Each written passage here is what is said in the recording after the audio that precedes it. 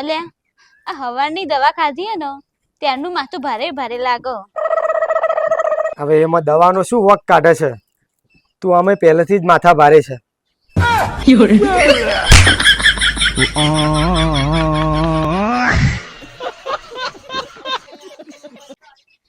ઓય જો તો ખરા હું નવા સેન્ડલ લાવી. કેટલાના લાઈ?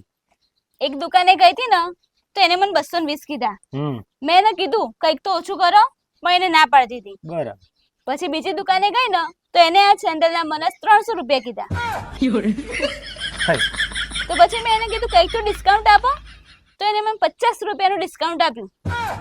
તો હું 250 રૂપિયાના સેન્ડલ લઈ. અલ્યા પણ ડોબા 200 ના જતા તું 250 માં લાવી. પણ પેલો ડિસ્કાઉન્ટ નતો આપતો ને. આ બૈરું ડિસ્કાઉન્ટ પાછળ પડ્યું અલ્યા. क्या करूं मैं इसका? ઓય તું ચૂડી આવ મને ટી-શર્ટ લઈ આલે. એક જ લઈશ બસ બીજું કશું જ નહીં લઉં. સારું હેડ લઈ લે. छोटा सा मेरा जहां है. ચલો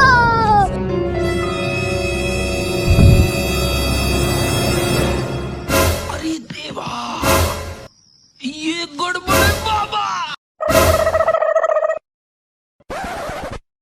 આ બિલ આપી દેજો. અલ્યા ભાઈ કેટલું બિલ થયું? 3295.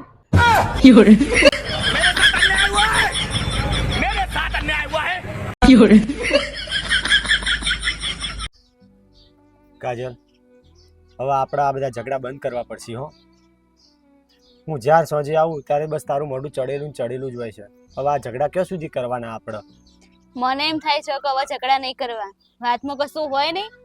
કોક વખત હું સાચી હોઉં ને તમે ખોટા હોય અને ક્યારેક તમે ખોટા હોય ને હું સાચી હોઉં.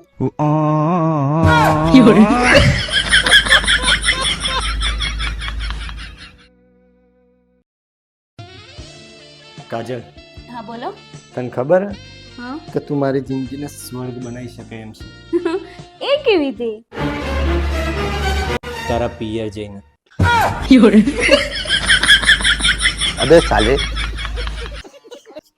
ઓય મને ઘરે બેઠા બેઠા જબ્બર કંટાળો આવો. મને એવો કોઈક આઈડિયા આપો કે મને કંટાળો ના આવો અને હું બે પૈસા કમાઈ શકું.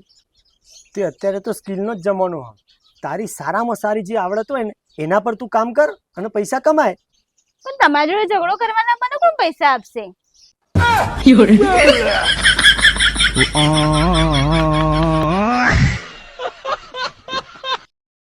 Like, comment, and subscribe.